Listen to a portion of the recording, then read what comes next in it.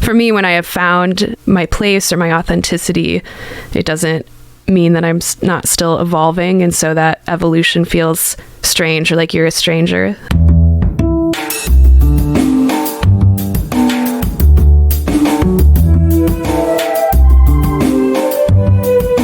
This is Champagne is Also a Band podcast. One songwriter, one song. I'm Sven, your host for a journey into the music of Champaign Urbana. Recorded in the Blue Box studio with a songwriter from the Champaign Urbana music scene, past or present. Champagne is Also a Band podcast is a member of the Champagne Showers Podcast Network.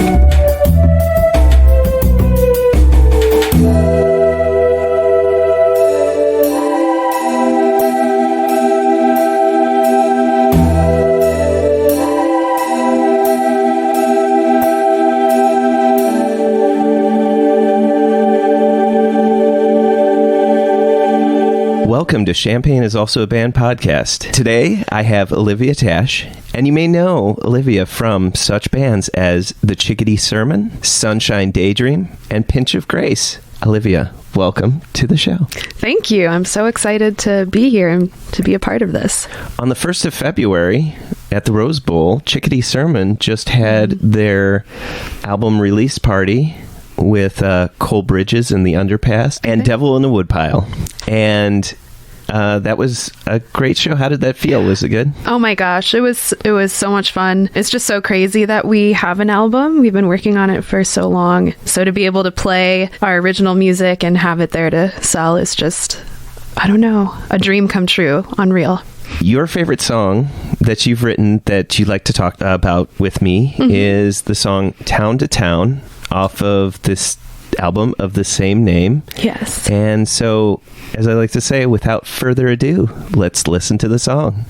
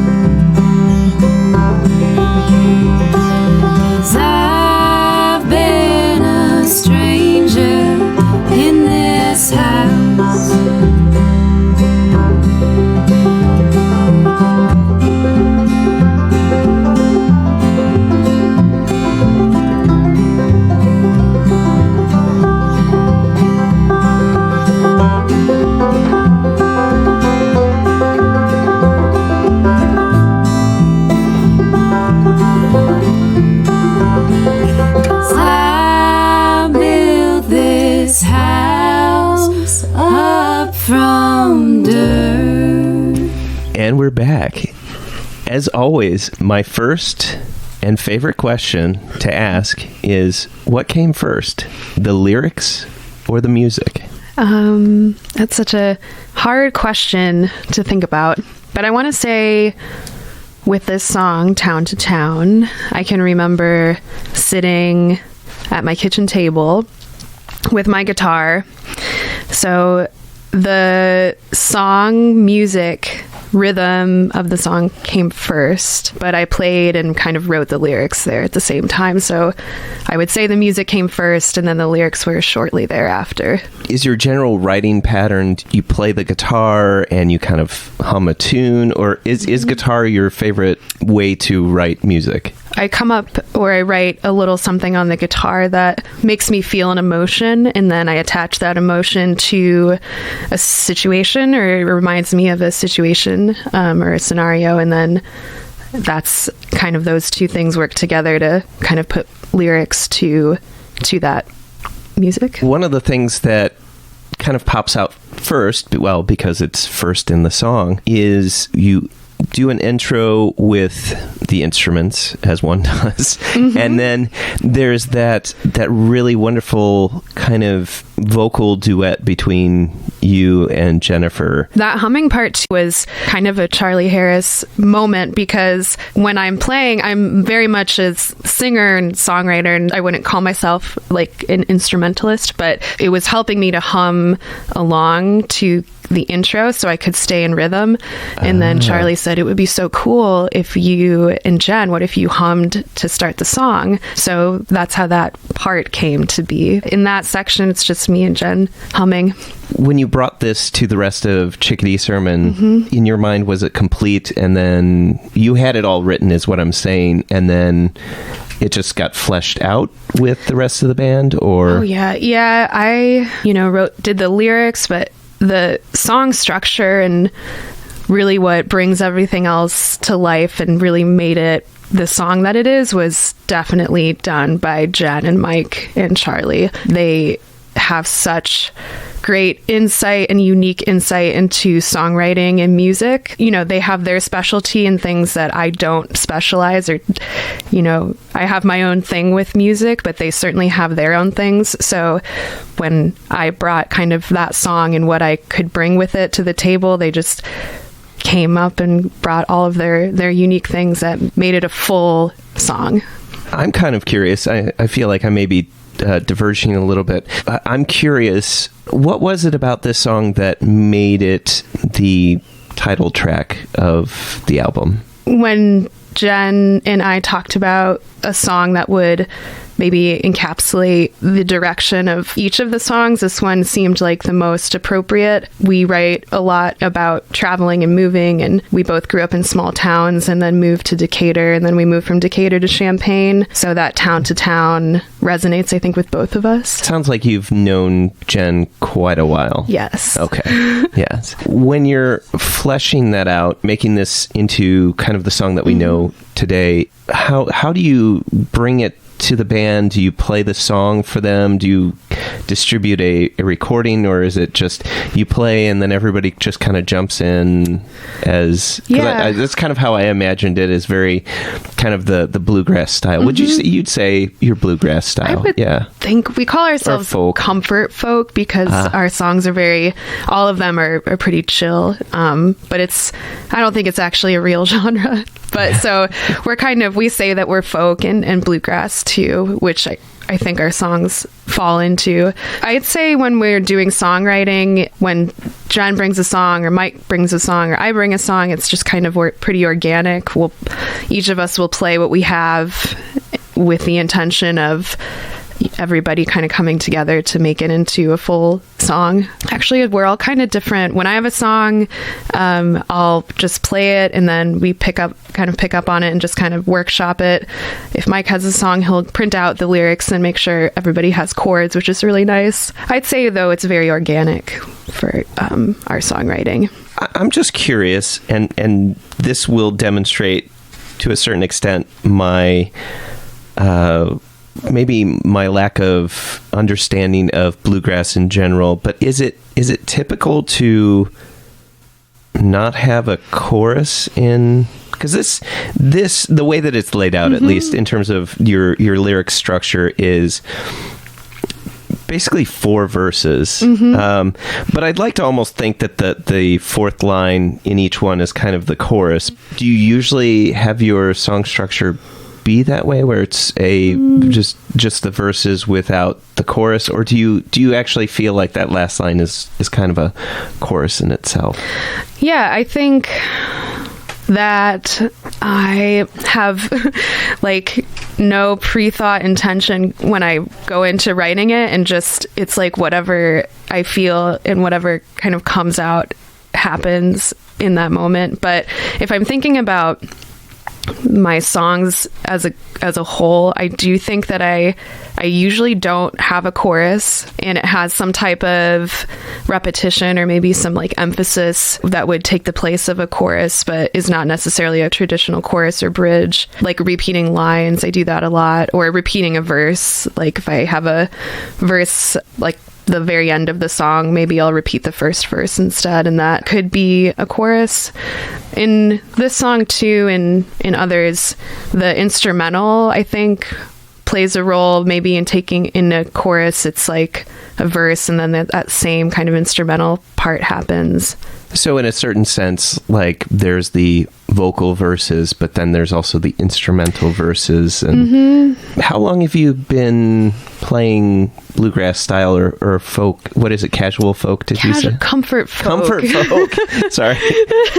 I hadn't heard that phrase before. Yeah. So I started playing guitar a few, maybe 5-ish years ago. I mean, I've been singing and playing that style of music for a while. When I was in high school, I was in like a punk rock metal band, and then in college I was in a jam band, and then after that, that's kind of when I started to transition into folk music, so in college maybe.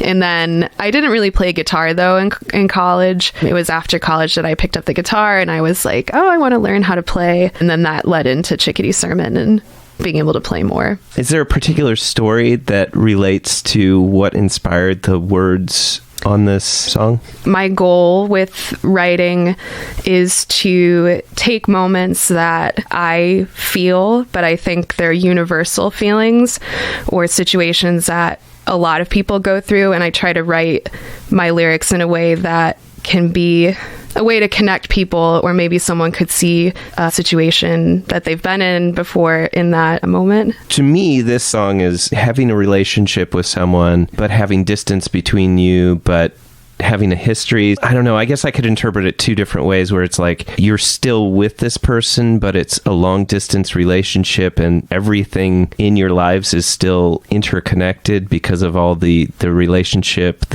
everything that you built together, but also kind of the things that you shared together. But it also seems like it's the story of you're no longer together, but the things that are part of your life, or the things that you have built together, are still there, that reminds you of the loss, so to speak. You know what I mean? Like the things that you built are the things that remind you of the loss, and there's still these little fractions of, or broken pieces that are still kind of lingering in both of your lives.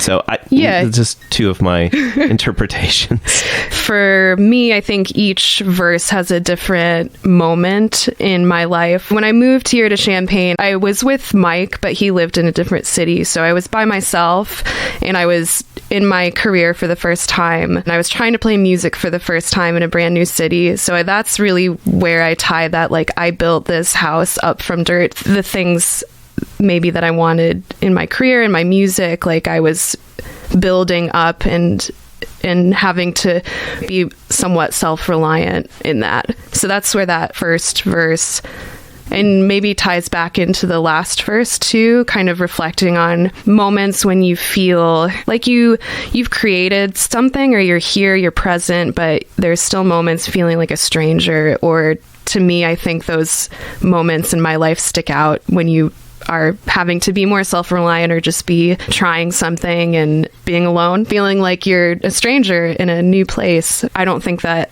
I'm alone in that feeling. I think part of the intention is like, I want to write something where if someone's listening to that song and they're feeling that way, that they're not alone in that feeling, that other people feel that way, and it's normal, and we can connect and be together in those feelings. When you mention your career, do you mean your music career or? No, yeah, my teaching. So I'm a high school teacher. Ah, okay. So I just, graduated and moved here to start my teaching career. So it wasn't the music that drew you in, it was your day-to-day job, so to speak, right? Okay. Yeah, and then I discovered how just great this community is for music, and discovered so many great bands and musicians, and it's probably a big reason of staying here, because Mike and I love the music scene, all of the different bands and people that we've met. Yeah, so how did the Chickadee Sermon come together? Well, in college, Jen and I played in a jam band called the England Chambers Band, and we were the singers in that band, and we decided after a year or so, we were like, we should start our own band because we love playing together. We started out as a duo as the Chickadee Sermon, and then that just eventually formed into the full band. We added Mike after Jen and I had lived here, and we played as a trio with Mike, played around. Then we met Charlie and got to know him better, and then he started playing with us too. And then the bass is definitely a nice addition. That feels like that lends like impulsion. It gets that it keeps the sound moving forward, and it grounds it and makes it feel. He's so talented. Like, we'll just have a song, and then he'll just add so much to it, and then have such great ideas about the structure of the song, and it's just so knowledgeable. So Jen and I always say how excited and lucky we are to have him and have Mike too, both of them. And I'm going to add that the Charlie that you're speaking of in the Chickadee Sermon is also the Charlie of the Merry Travelers and Bones Jugs, just to wrap that in. So you'd been together as a four-piece. What was kind of the tipping point when you said, we need to go to Perennial Studios and record an album?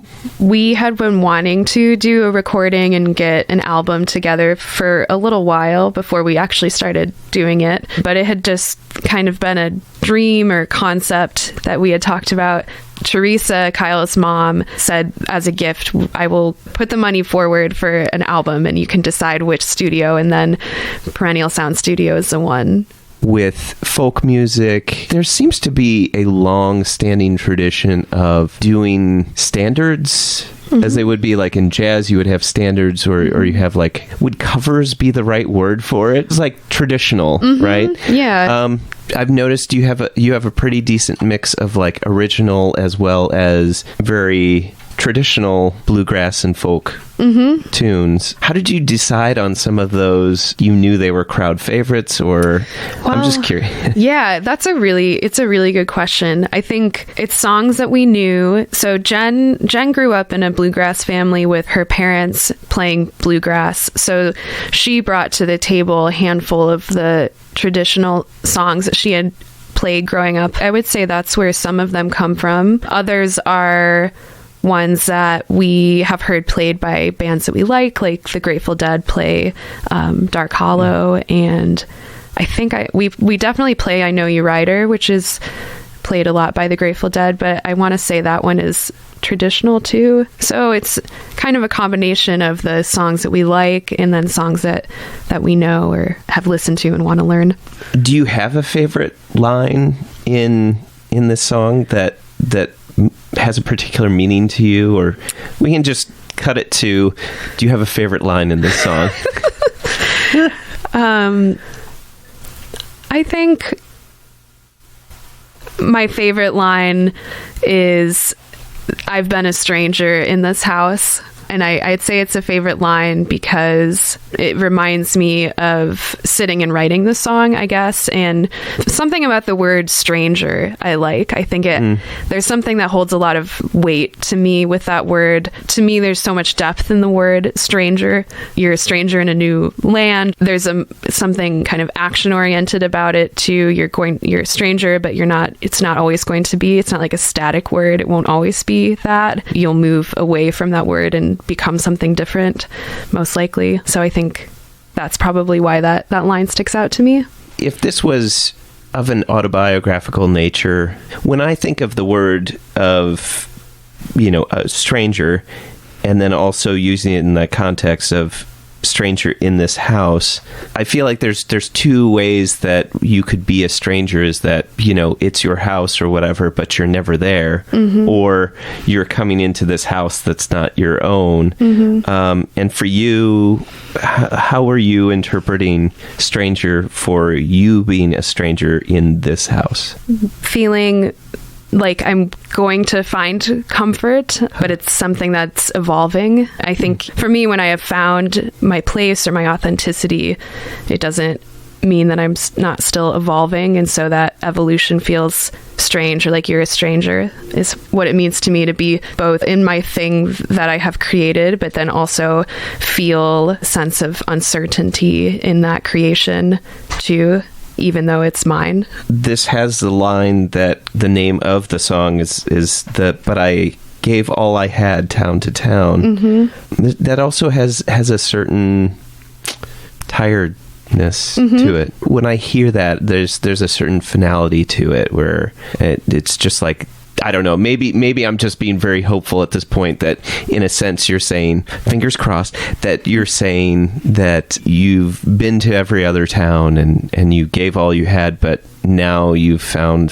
the perfect town in which to rest and be in. So yeah. I'm subtly being like, you're gonna stick around in Urbana for a while. Gosh, yeah. We love Champaign-Urbana. We are definitely, this is our home now for sure. I think a lot of that line comes from, so growing up in a small area and small town that has somewhat limited resources, it's just I always knew growing up, if I wanted to play music, for example, I would have to move away from the things that I'm comfortable with and where I am at home. And I think being young, I always knew that at some point, if I'm going to want to play music, if I'm going to want to have some of these things, then I'm going to have to be away from my parents and away from my childhood home and away from this town that is all that I've ever known and grown up in. I think part of that, I gave all I had, is like, I gave all I had because I felt like I have to, because if I don't, then I will not have maybe these opportunities or resources that I know that I want and that I have found now in Champaign-Urbana. And I can't speak for Jen, but I think that she would have a similar experience to that too. I think a lot about that feeling of that you can't go home in a way or something. And that's not to say that that's how everybody feels growing up in the country or in the small town. And I love having grown up in the country and small town, but I also love playing music too and having other resources and opportunities. So yeah, you can't just play every Friday night in the same bar, the one bar of the town, right? I find it interesting that you're talking about kind of settling and being in a place and becoming no longer a stranger in a way. You're talking about traveling, and now I'm 1,000 miles from where you are. And is that more of talking about leaving behind your family, or are you thinking literally, or are you thinking kind of metaphorically 1,000 miles? Well, that one actually is, so my brother lives in Denver, Colorado. So that whole verse is actually about him, because I think it's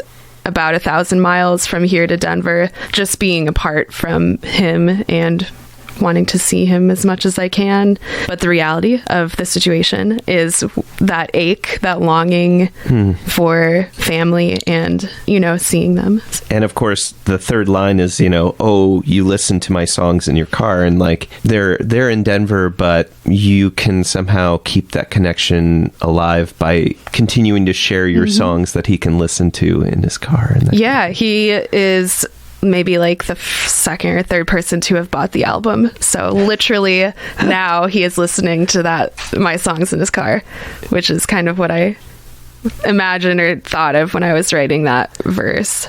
Excellent. It's just an ode to how much, I guess, my family means to me. It's so interesting because in so many ways, my interpretation of that third verse was so different, because yours is, yes, we're separated, but there's still that wonderful connection, and like we can still connect. The third verse is me looking back and thinking, those people that you no longer connect to, but well, and that's kind of my intention and how I wrote it, because that is what inspired it, but I wanted to write it in a way that someone else can infuse their own life experience into it. So the feeling of being apart from somebody is what and the aching and longing of wanting to be with that person is what I wanted to communicate.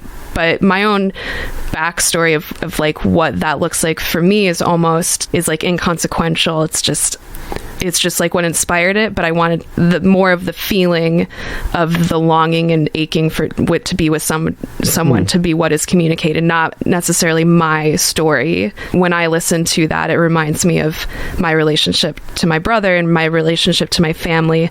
But my hope is that in the way it's written, it would remind someone of their self or maybe something that they experience. But I also think that it's nice that the interpretation can be informed by your specific experience, but not bound by it. Yeah, no, that's a great way of saying it. Yeah. And maybe that's just the wonderful duality or multi, whatever you want to call it, of music, is that I can literally listen to that line and experience the emotions that I originally interpreted with it, and then simultaneously experience the emotions associated with what you wrote it, with the original intent. So I think that that's just it's like you can exist in that at the same time, and I think that's one of those like really amazing things about music in general. My story, I guess, as a person up until this point has been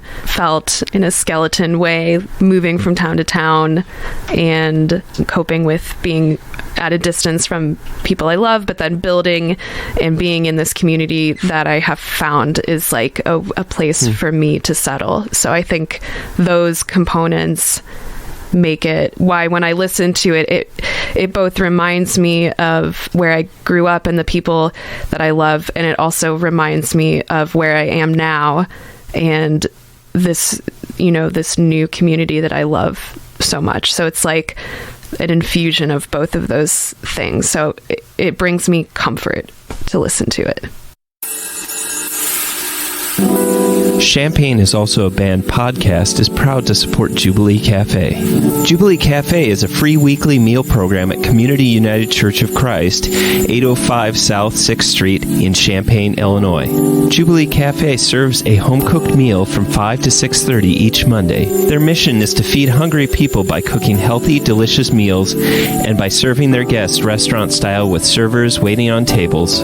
Jubilee Cafe is open to anyone who cares to eat with them. Because food insecurity among students is so high, they serve students as well as others in and around the Champaign-Urbana community who struggle with hunger. Meals are free to all and will be served each Monday evening. Located in the accessible lower level of the building at 6th and Daniel Streets in Champaign. For more information on the meal or how to volunteer, go to the Jubilee Cafe CUCC Facebook page or email them at jubilee.cafe@community-ucc.org. That's jubilee.cafe@community-ucc.org.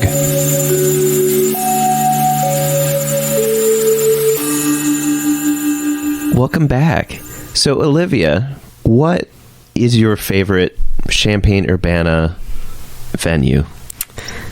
There are literally so many to choose from, but my favorite has to be Rose Bowl. Such a great venue for music and such a thoughtful venue for music. And I think especially being a folk musician and being in a folk band, it lends itself for that aesthetic too. Ever since the new owners have taken over, Charlie being one of them. Yeah. Gosh, is this a shout out to Charlie episode? I don't know.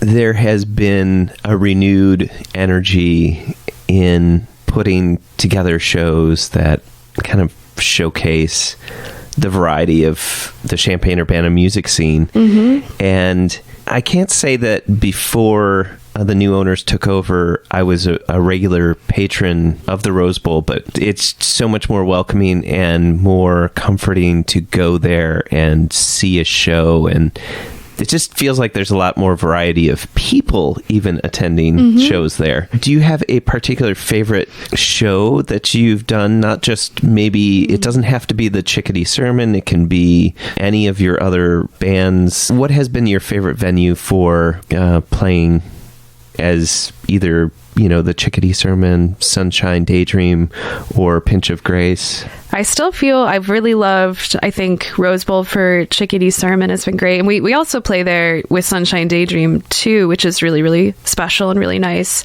Some of my favorite shows that I've done with Sunshine Daydream outside of the Iron Post in that back parking lot area, turned that into a little outdoor show, which has been really fun to do. And we've done it for, I think, the past couple years. Iron Post is another venue I really love and love to go to. Yeah, they do a really good job of also having a variety of different musical styles and also being a very welcoming, but definitely the Iron Post is more of an intimate gathering because it's of a smaller venue.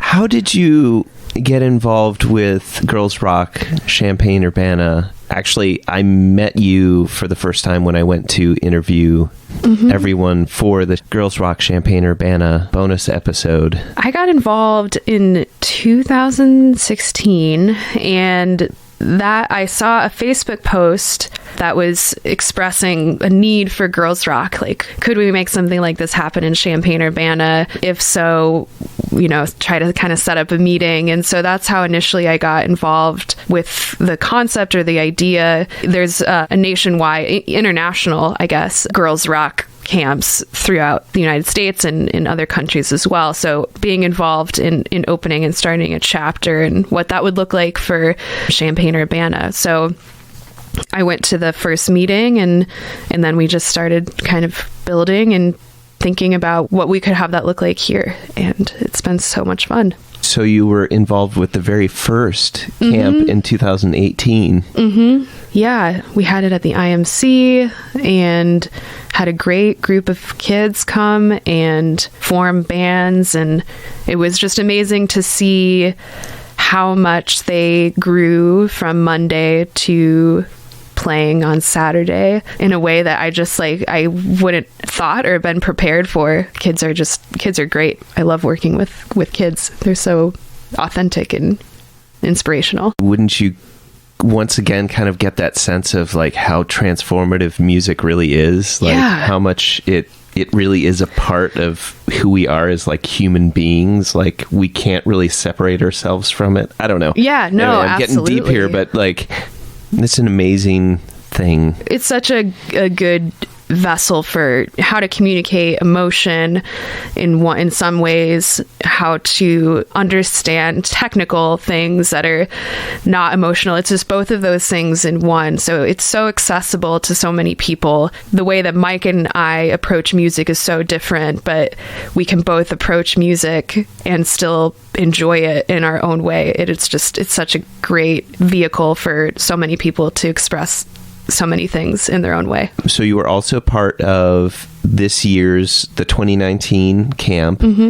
And are you planning on being part of the 2020 camp? Yeah, we're kind of focusing now on doing fundraising and getting some workshops going for the spring. And then our camp will be in July. So right now it's just solidifying some of the ideas down for that. But yeah, I'm really excited to be a part of it in July, in the summer of 2022. How have you seen the camp itself kind of grow and develop from 2018 to the most recent 2019 camp? The camp has grown in having more depth in the mission and really being cohesive and working together with each other to create this camp or this opportunity for people. It's just grown in subtle ways, and just thinking of how I looked at things or approached things the first time I did it, and then things that I thought went well or things that I wish I would have done differently, and then making sure that I kept doing the things that I thought went well, and then making sure I found a different way to do the things I wish I would have done differently. Millions of moments happened that are like that with the first camp and the second camp, and just continuously being held by our mission and making sure that that's at the forefront of our decision making and what we want to do. But I think it just keeps growing by keeping the things that have been working well and trying to adapt and evolve and make those things that we want to have more depth or change to actually change and have more depth. Well, I definitely feel like, at least from observing like things that were posted from one year to the next and watching how that had evolved, but you could definitely tell that there was maybe a little bit more, I don't know if organization, but I mean, like you were a little bit more focused, and you knew you'd already had the growing pains of that first, just that first try, or, since it's that first time, you don't know how it's all going to be.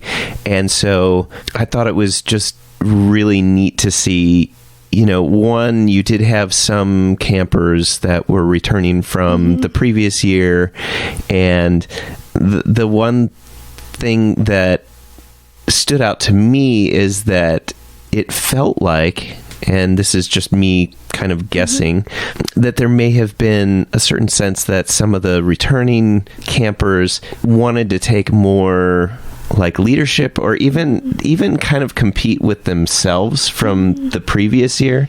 Because the thing I think that I thought was amazing is not only did they each come up with their own songs this past year, which is part of the curriculum, but they also decided to join and write a song together, which I was like, how does that happen? I mean, it's just like, how did they just obviously, it felt like they just wanted to outdo what they had been able to do last year. Yeah. So anyway. Oh my gosh. Sorry, yeah. Memories just flooding back thinking about that. Yes. So that song that they did and decided to do is totally like unprompted by adults. Like, we had no influence in that other than just being like, that's a great idea, you should totally do that. So that was such a neat moment, because the story behind that third song that they all collaborated on, one of the Girls Rock CU people, Amy, had this bird that she was taking care of that we found outside of the IMC, and then the bird, we watched the bird, this like baby bird, kind of become healthier, and then eventually it flew away. And so they were so moved by that they wanted to write a song about it. I want to say that the song was called Amy Found a Bird. It was a great moment.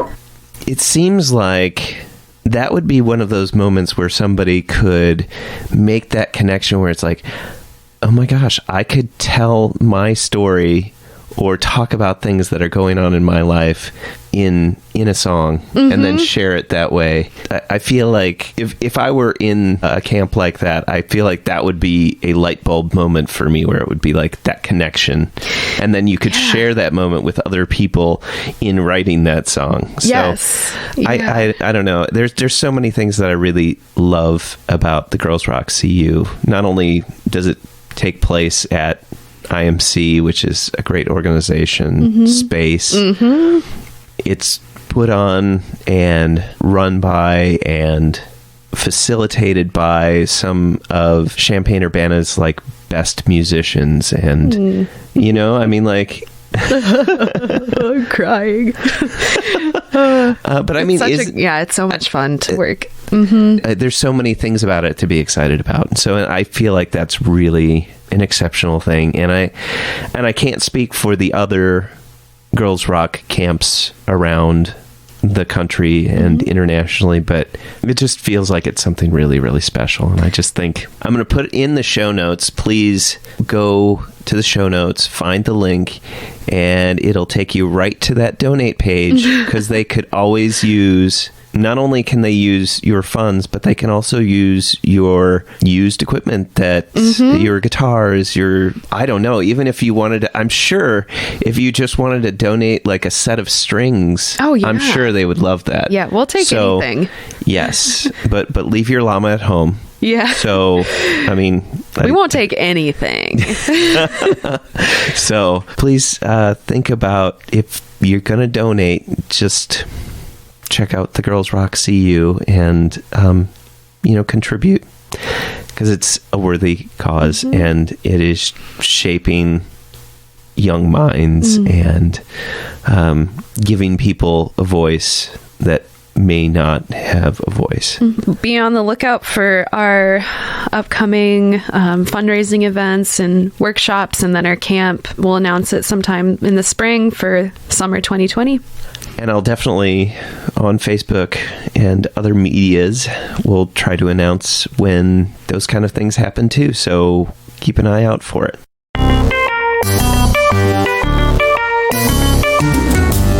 Champaign is Also a Band podcast is proud to support Exile on Main Street. Exile on Main Street, located in the old train station building at 100 North Chestnut Street in downtown Champaign, has been helping to build record collections since 2004. Carrying a wide array of new and used LPs, CDs, and video games. Exile on Main Street has something for just about any music enthusiast and old school gaming devotee. Exile also hosts regular free live music shows on its stage, so be sure to check out their Facebook, Instagram, and Twitter pages for the up-to-date details on the next upcoming event. Open 7 days a week, they can be reached by phone at 217-398-MAIN. That's 217-398-6246. Olivia, what is your favorite non-musical thing? My favorite non-musical? I have a lot of... Okay, things. Bring them on. Something I've been really focused on recently is yoga this past year. So that's something I've done for a while, but just kind of on and off. And this past year, I've just been incorporating it and focusing on it more. So that's definitely one I do or think about often. Do you have a particular studio that you like to do yoga at? Or? Yeah, I go to Amara. I'm actually doing the teacher training this year, and nice. I'll be finished up with that in April. So I go there a lot. Another thing with Champaign Urbana is we have so many great yoga studios and meditation options or places to do meditation. So I love Amara. I also love the Living Yoga Center and Hatha Yoga, and the eco community outside of Urbana has yoga and meditation sometimes too, which is really cool. So it's so much variety. We're so lucky to have that. Or I always feel like I'm lucky. It sounded like you were going to name another thing that's your favorite. Well, I do. I love animals, and I love my cat. Her name's Coconut. You can't just lead with Coconut and then... So how old is Coconut? Okay, she is 7 years old. She is all white and fluffy. All she wants is love and to be around people and to sleep and play with her toys. And she's just so cute. I love her. She's 7, and I got her from Jen's husband's parents. So the same person who kind of influenced and helped us get the album jump started is also the same person who we got our cat from. She's our cat sitter too, so she watches her if we ever have to leave. Jen and my lives we're all connected very deeply. How did you get into yoga? When I was in high school, I went to a studio called Austin Parker Naturals. When I was in high school, I did competitive dance, so it was a kind of nice balance for me to have that be something that I do, but also yoga helped me, find a way to be calm. And I enjoy doing like physical activity, but I think I was really drawn to that and the meditation part of it too. Competitive dance. So what did you, so what style of dance, or did you do it all, or? It was in a category called the production category. So it did a bunch of different genres and styles melded into one routine. It's called production style. Yeah. So we made backdrops and had costumes and did like different styles, and there's a theme or something that would kind of thread it together like a production. Was there a narrative to it, or was it just like... There was somewhat of a storyline. It was more, there was some theme that we would go off of. That's kind of where the production aspect came from. And then we would, certain parts of the dance and choreography would incorporate that theme too. And definitely like the costumes and stuff like that. Yeah. Did you have a particular style of dance that you really liked doing? Well, I liked like modern. Yeah, I'd say like modern was one that was always really fun and a little more interpretive than some of the other genres. I think with modern dance, it's a little bit more fluid, or there's not as much specific traditional structure to it as there would be in another genre. Yeah, the expressiveness of it I enjoyed. And the competition of it was super fun too, because I don't know if I've had that feeling of like the competition like ever replicated since then. Just that like heart pounding like feeling of about to go and do this like 3-minute routine that with your friends and stuff, and you're trying to like make sure that you're remembering everything and doing everything. And you teach high school. I do teach high school. So, I love working with high school kids. They are the best, honestly. They're the best. It's just such a privilege to be a part of and be a witness to their life in that time period. It's like the unformed piece of clay is finally starting to take shape a little bit, or I just start to see where kind of in some ways like how they're forming into adults, and it's just to be able to help and guide them through the growth of what that's like is such a privilege to me. And I feel like it's such a special thing as an adult to be able to like witness a group of people like discovering who they are. Olivia, thank you so much for coming on the show and talking about your song Town to Town and the Chickadee Sermon and the release of the album Town to Town. I'm not being redundant here. There's a song and there's an album, and about your work with girls rock and your favorite non-musical things. And it's fascinating to hear how you get that opportunity to shape young people's lives. And I mean, both with Girls Rock CU and in high school as a teacher. And I look forward to just seeing where else your music endeavors, as well as your educational and yoga endeavors take you. And it's really exciting. Thank you for being on the show. Thank you so much for having me. It's such a privilege to be in a community that supports music and to be able to talk about it. And yeah, I have had so much fun today. Excellent. Thank you so much.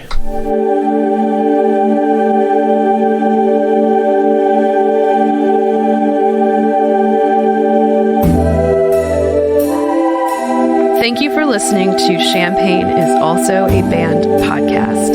This is Olivia Tasch reminding you, great music is out there. Go find it where you live.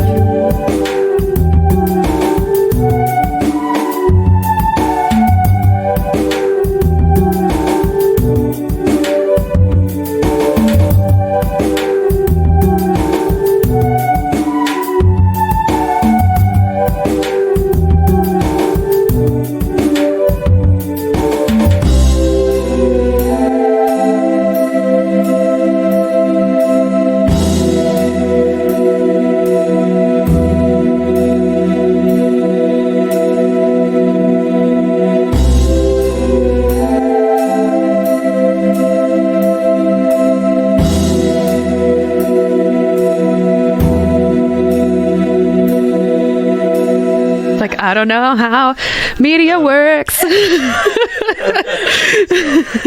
You almost have an NPR voice. It's so good. Luha Studio, South Peter, on the inside.